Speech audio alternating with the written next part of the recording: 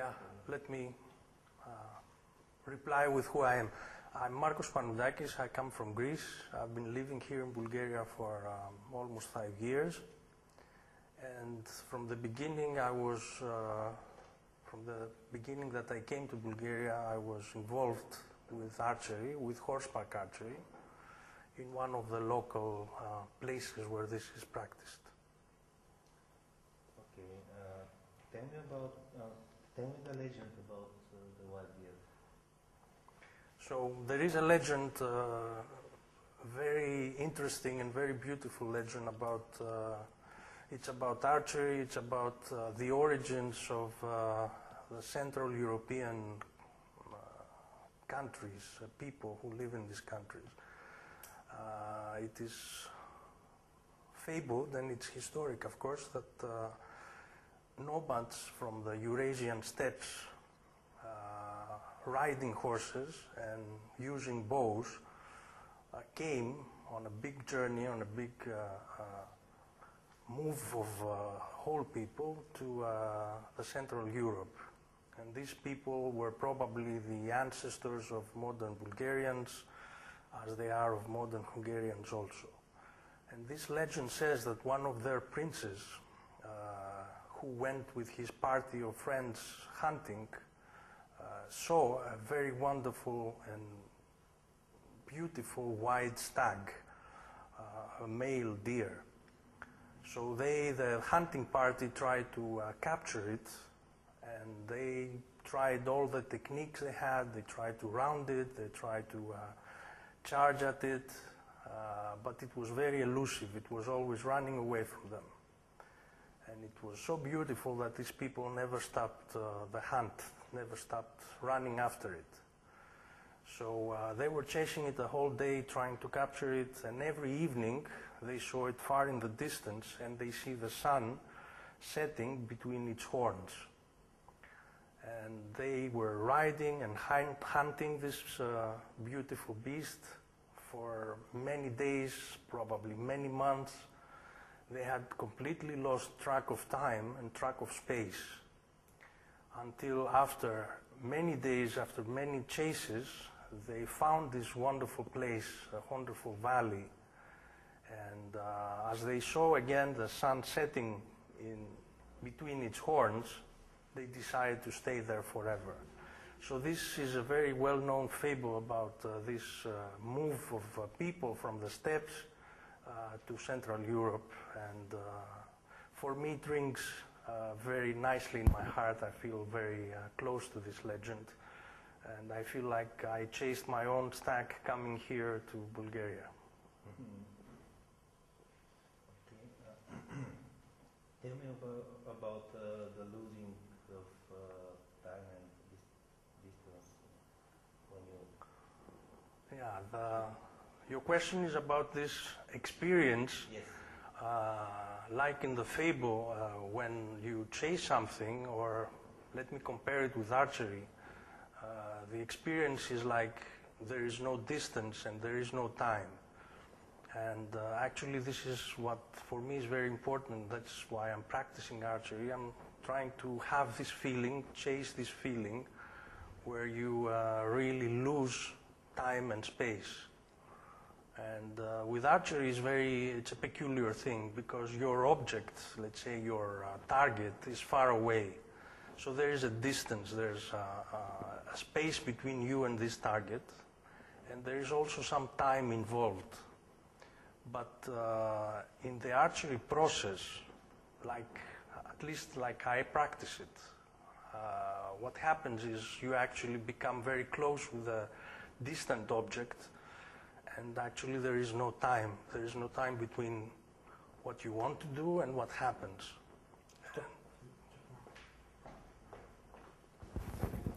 Moving too much.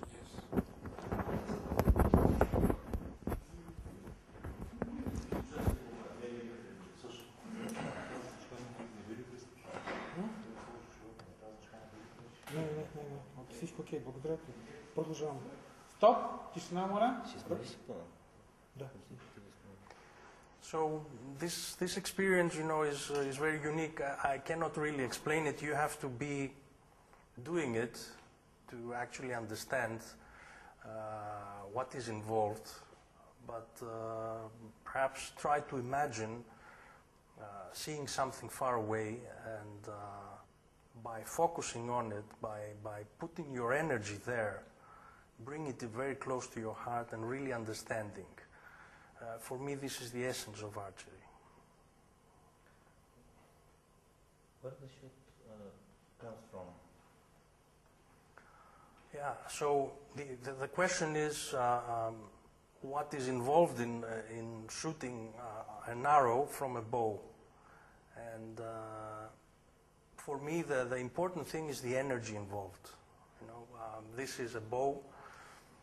You see, it's nothing but a stick. It really doesn't do anything. But what happens is when you start the process and you open it, you know, this simple stick is transformed, you know, it opens up. And this is where the energy is stored. Of course, the energy is stored everywhere, but just imagine the picture like this, how much space is created. And if you try to do this by breathing, you will see that it also creates a space inside yourself. So if you do this with breath, this is the energy involved, and this is what actually happens in archery. You know, there's an energy that makes things happen. Okay, tell me about the awareness in archery. So the question again is about awareness, or doing archery with awareness. Again, for me, what I practice and what is interesting for me is that, and in connection with the previous question about losing time and space, it has to do more than the 5 senses involved in archery. It has to do with being aware. And being aware, or just experiencing things, is a much deeper feeling. It's a much deeper involvement of ourselves in an activity like archery.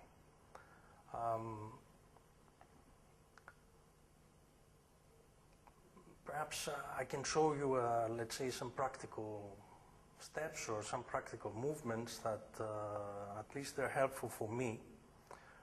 Because, you know, archery for me is actually a way of life. It's a way of looking at life. And the basic thing in archery, the first thing that you have to do is you have to have a very good stance. That means that your feet are well grounded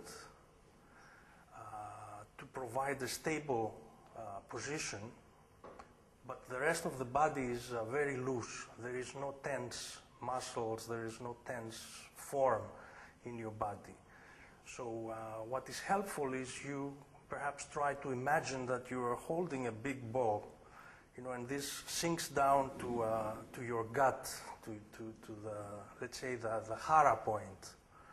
So when you do this thing and you have a firm stand on the ground, you find a place where you are stable. And from this stable place, you can have a peripheral view. You know, you can move your body and you can see almost 360 degrees around. Because again, you know, in archery, for me at least, awareness is not just a simple object, is to be aware of what is happening around. So from this position, the next thing that happens is, from the awareness around you, you pick up your object, the object of your target or whatever.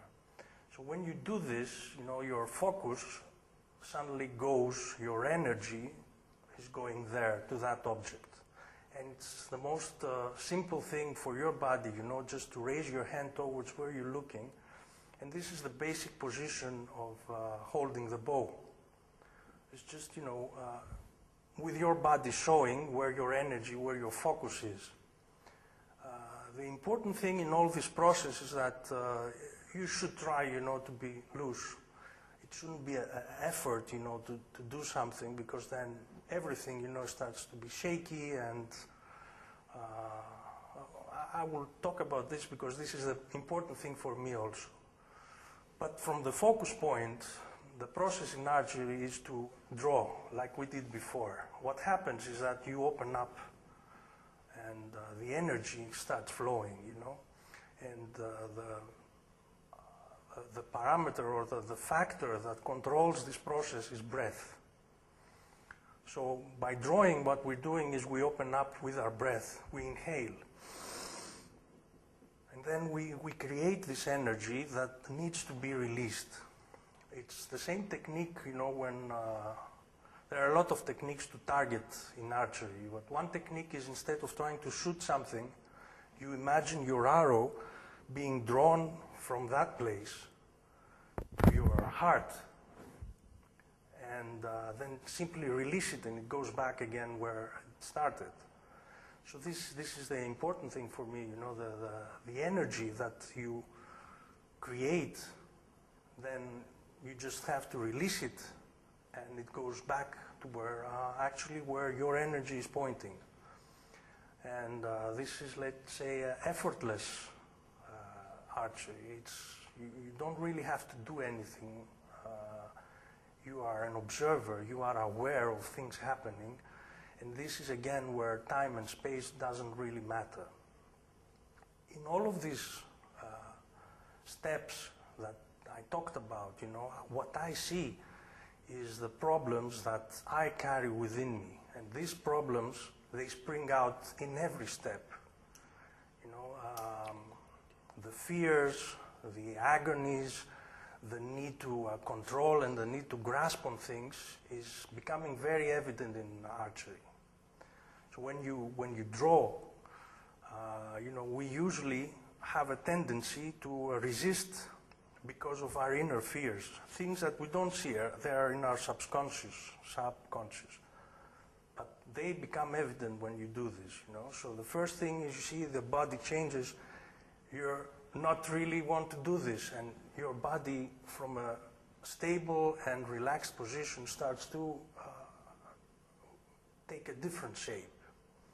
Again, the hands, you know, they go up, or there is effort because you're trying to control this with a muscle power where you really shouldn't or you really can't, because it's just a breath intake, it's all it takes. So in every step, you will find things inside yourself that inhibit, that don't let you really enjoy this process. Then they will try to control it, or they will try to create some kind of resistance. And of course, for me, the biggest mirror to see this thing is the release, you know, because in most of our lives, at least in my life, you know, I don't want to release things, you know, I want to grab on things. And this is very obvious, you know, when you're holding the bow here, when you're holding the string, instead of releasing it, you know, there's the effort to, even when your fingers let the string, we still keep this claw, you know, that we say, no, you know, we don't want this arrow to go, we don't want this energy to go. We try to cling on it. And for me, the helpful practice, you know, is a true release. With true release is, you know, just open up. So you inhale and you open up.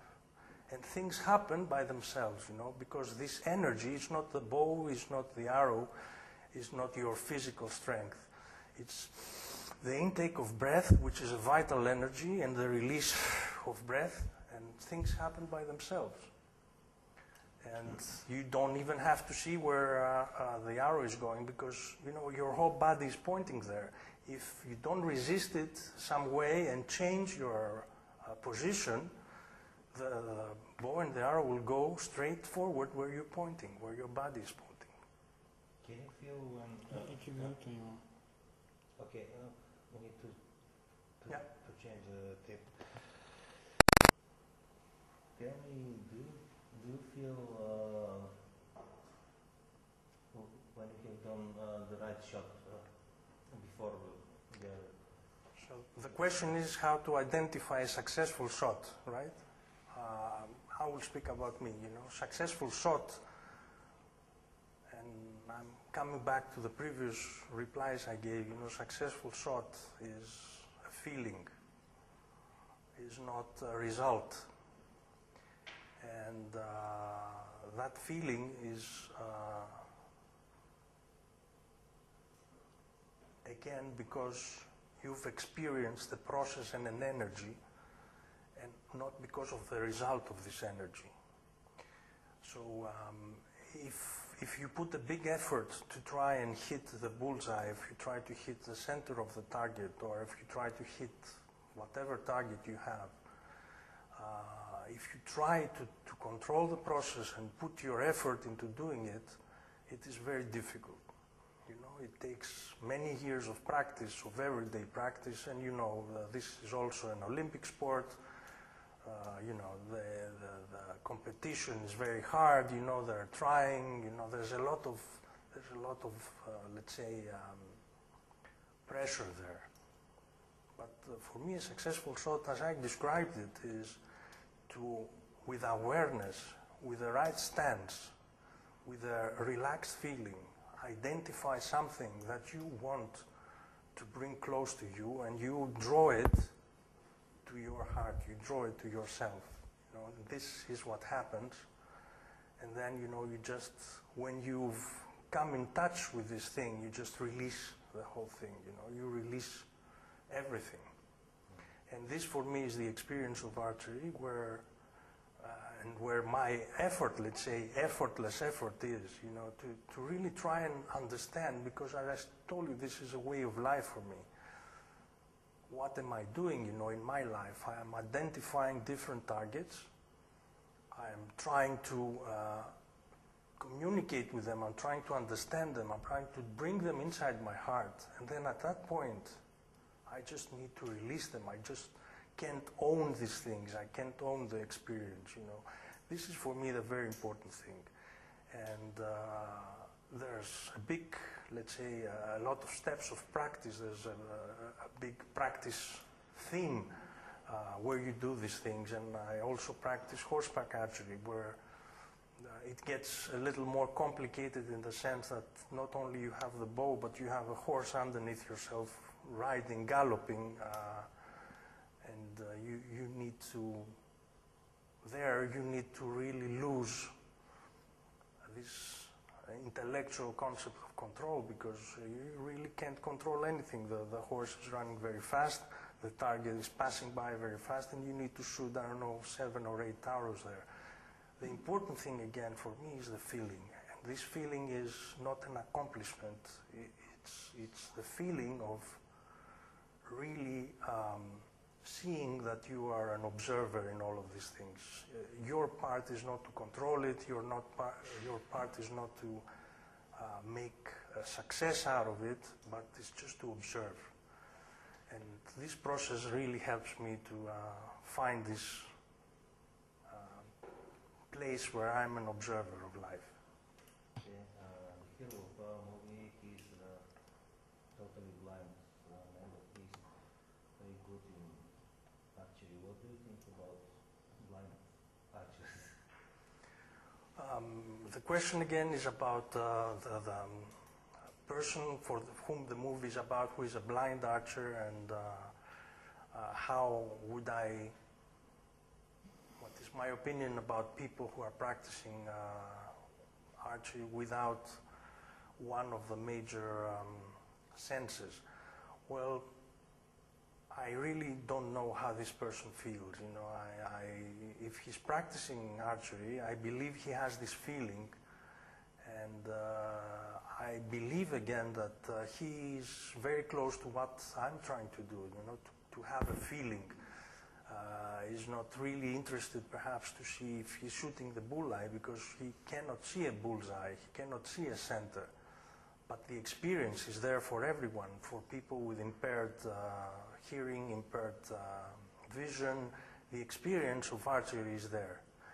And again, for me, the only way to understand how he would feel is one common, let's say, one common factor, which is the breath, the breathing. You know, because if he cannot see, he can still breathe, and this is for me what is archery about, you know. It's one breath, you know, this is what archery is for me. And I hope it's as interesting for him as it is for me. Okay, thank you. Stop. Thank you. Stop.